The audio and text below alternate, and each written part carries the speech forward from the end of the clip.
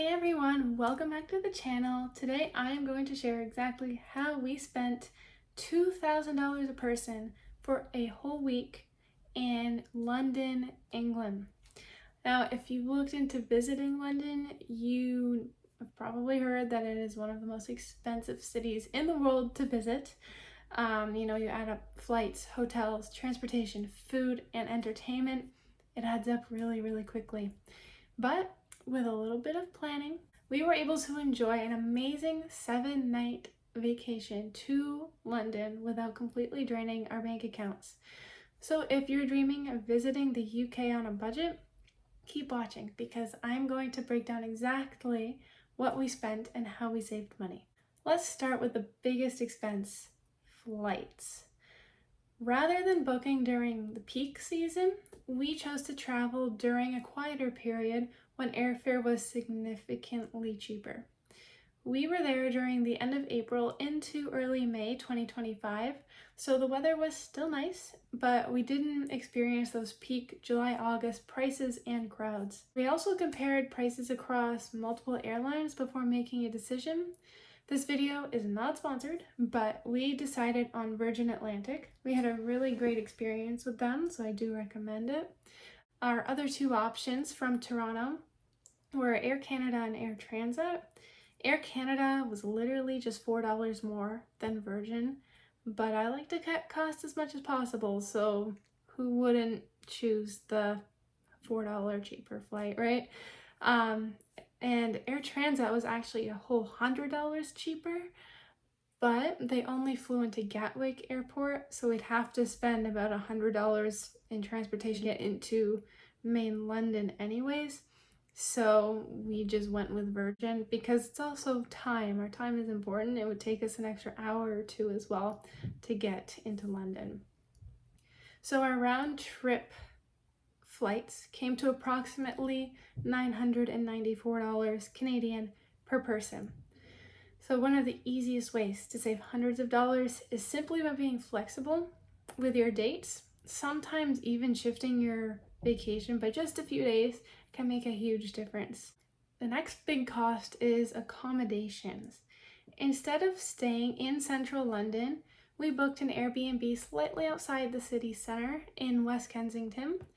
We actually got super lucky with our Airbnb as it was a brand new listing, so we actually saved $150 for being one of the first people to book it. And since then, the nightly rate has gone up, not surprisingly. Originally, when we booked it, it was $141 a night, and now I'm seeing it for over $200 a night, depending when you book it, but those were for the same dates. Because of this deal, we managed to have a whole studio apartment to ourselves, but if you're not picky, we were also looking at Easy Hotel nearby, which was about $50 per person, or per night, not per person.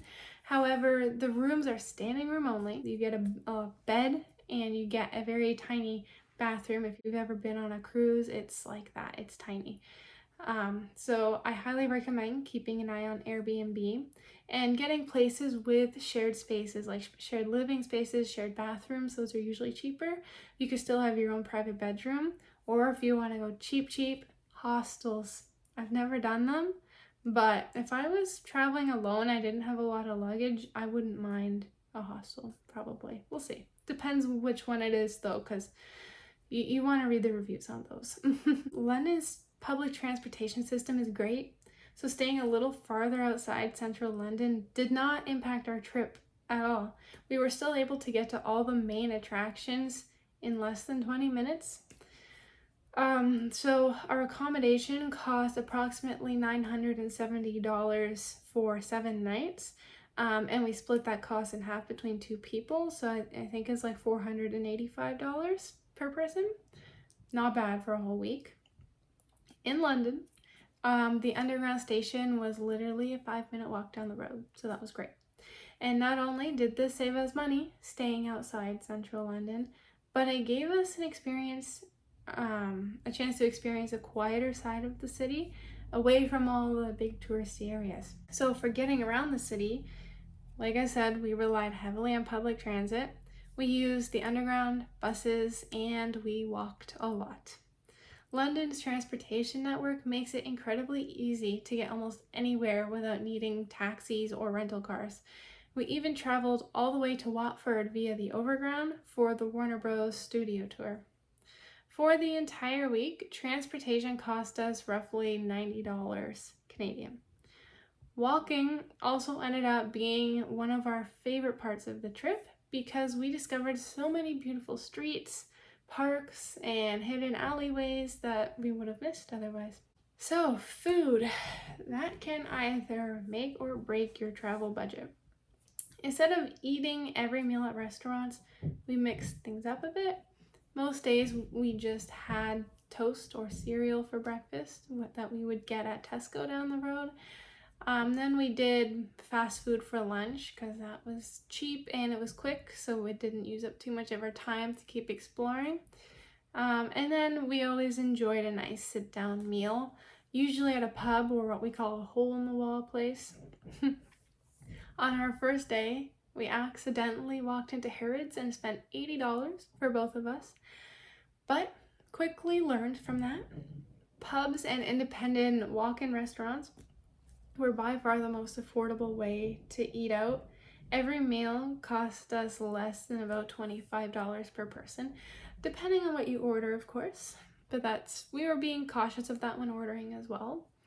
All of these numbers are in Canadian dollars, by the way, so you'll have to do the math in your head if you're from elsewhere. So if you've been to the UK, you probably know that there's lots of grocery stores around like Tesco, and they offer surprisingly affordable meal deals as well, but we usually just got our bread and cereal and snacks, whatever, and that held us over. So our total food for the week cost approximately $500 per person, probably a little bit less, but I'm just rounding it up. And honestly, we never felt like we were sacrificing the experience by eating from grocery stores.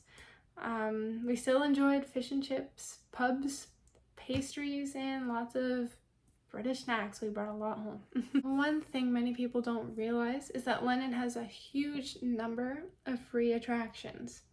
We visited places like the British Museum, Hyde Park, Buckingham Palace, the National Gallery, and the Garden at 120, which is a free viewing point, by the way. Highly recommend it. Do not waste your money on the London Eye. The viewing point at the Garden at 120 was great, and there's also Covent Garden, which we couldn't get into because you have to book those spots ahead of time, but Garden at 120, you can just walk in. So many of London's famous sites don't cost anything to enjoy. Like Buckingham Palace, for example, we just saw the outside. We didn't pay to go in, but it's all up to you.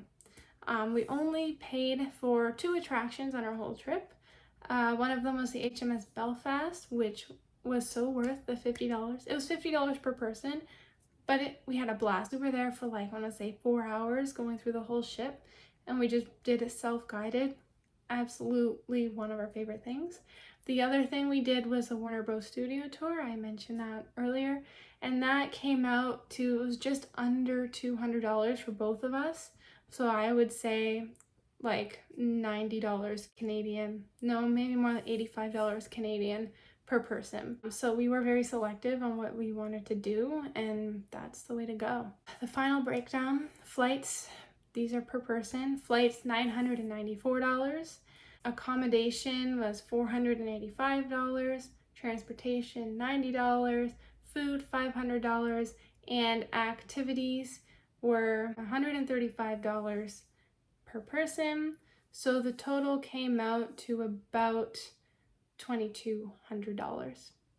So we spent a whole week in London, UK for $2,200 per person. If you're planning your own trip to London, here are my biggest recommendations. Number 1, travel during the off season, which is approximately October to April. Number 2, stay outside the city center. You do not need to be staying right by Big Ben, right by Tower Bridge to enjoy London. You'll be fine being slightly outside the city. Number 3, use public transportation. You do not need a car if you're just planning on staying within London, and Ubers and taxis will probably be slower with all the traffic. So just take the underground, best way to get around. Number 4, take advantage of free attractions. Out of all the places I've been, London has the most free activities to do. All their museums are free and we could spend a whole day there. So you do not need to spend money to do all the touristy, trappy activities. You don't need to. And number 5, mix restaurant meals with grocery store meals or fast food meals. You don't need to sit at a cute aesthetic cafe right by Tower Bridge in the morning and spend $100 and then do the same thing for lunch and then have a 5-star meal for dinner. You don't need that to experience London. You don't. We had a blast just going to the local guys. And honestly, their food is tailored to locals, so you'll get a better experience doing that anyways. All those expensive places, central London, they're targeted to tourists, so you're going to be paying for it. So those small decisions can save you hundreds of dollars over the course of a trip. I have seen people spend 2 times, 3 times, or 4 times what we spent just because food and attractions brought them way over budget, but you can do it for $2,000, you can. So overall, London completely exceeded our expectations. The history and the architecture was beautiful and the food was great, despite all of the stereotypes. It was a really unforgettable experience, and that is proof that you do not need a massive budget to visit one of the world's most famous cities, and we can't wait to go back. If you enjoyed this video, please make sure to give it a thumbs up and subscribe for more travel content, and let me know in the comments what is your dream destination. Thanks for watching, and I'll see you in the next adventure.